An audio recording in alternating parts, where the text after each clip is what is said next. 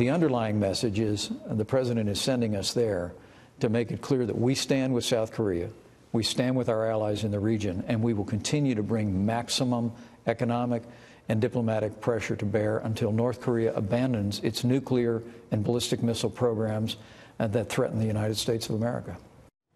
Vice President Pence sending a warning to North Korea as the U.S. displays a new show of force in Guam, deploying 3 nuclear-capable B-2 stealth bombers and 200 air personnel there, to former Army intelligence officer Michael Pregent on the fallout from all of this. There have been a lot of saber-rattling and shows of displays from naval carriers, aircraft carriers, and, of course, now these stealth bombers in Guam. And yet North Korea, Michael, continues with their belligerence, with their tests, and scarily, of course, they continue to get better at all of it. Yep, thanks for having me on, Charles. The interesting part of all of this is North Korea has been able to sell this message to the rest of the world that this is between North Korea and the United States. Our missiles are aimed at the United States.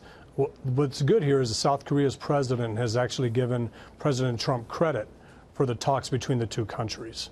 That's a good thing. It's good to see the show of force in Guam, and it's also good that the South Korean president is giving this administration credit for bringing North Korea to the table. Yeah, Moon, that is good. But let's face it, the South Korean president is a progressive.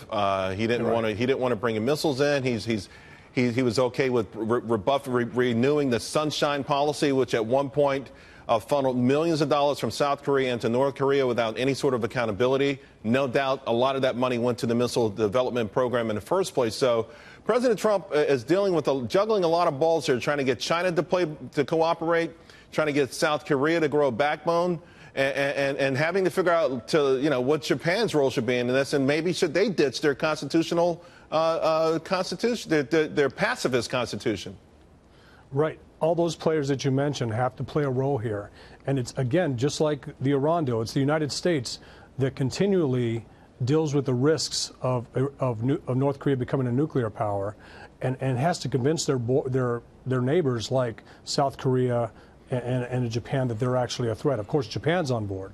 But like you said, South Korea, I don't understand how a progressive leader of a country somehow believes that North Korea being a nuclear power or Iran becoming a nuclear power is somehow progressive. Michael, a lot has been made coming into the year, though. More optimism, perhaps, toward a diplomatic solution. North Korea sending a squad to the Olympics, including cheerleaders, which I can't wait to see how that plays out. Are they stalling, though? Are these classic North Korean stall tactics and the clock counting down the way it is? What's the ultimate outcome of it all in your mind?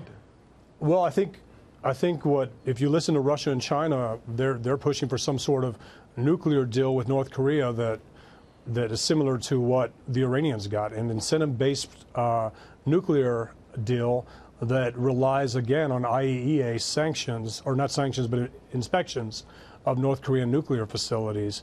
That's part of the long-term effect of this. The short-term effect is hopefully none of this impacts the Olympics and the United States anytime it puts these tools and levers in place to put pressure on North Korea, that it's backed by the Europeans and backed by the international community. And Russia and China, anytime we can get them to veto something, that's a good thing, whether it's on Iran or North Korea. Sure. I mean, that's one of those rare moves that happens in the UN. I want to ask you, Rex Tillerson, suggesting that President Trump could actually make a decision on Iran sanctions sometime today. Now, you're leading a group against this Iranian deal to begin with. How do you feel about what we're hearing, what's swirling of perhaps a softening and some sort of accommodation that keeps the deal in place? Well, we focused always on the concessions made in the JCPOA, the non-nuclear concessions made to the regime, meaning banks that supported terrorism came off sanctions. Individuals like Qasem Soleimani and the leader of the Basij, Mohammad Reza Naqvi, somehow got sanctions relief under the Iran deal. So last week, a group of people in D.C. got a chance to give our take to the National Security Council, and we recommended putting sanctions on human rights abusers and the entities that the regime uses to pay them and also to export terrorism. And again, these are things that even supporters of the Iran deal say that they're for. They are for curbing Iran's expansionism goals in the region, for controlling their ballistic missile tests. But when we show them that these were actually concessions made in the JCPOA, they somehow believe that if they make any changes to the JCPOA, that the whole thing collapses, when that's just not the case. So what's going to happen? I mean, what do you think is going to happen? Because Iran is certainly exporting terror in the region. They're working hand in hand with North Korea. And we're also at this unique situation where outside of the big cities, economic strain is being felt. And you have maybe the beginning of something that could ultimately be an uprising. Yeah, the most important thing is the sanctions relief, the $100 billion that Iran received, didn't go to the people. It went to the regime, and it went towards its export of terrorism, and that's why they were complaining. So I think that hopefully there'll be a decertification of the Iran deal for another 90 days. There'll be a waiving of sanctions, and then there'll be targeted sanctions against those entities I spoke about.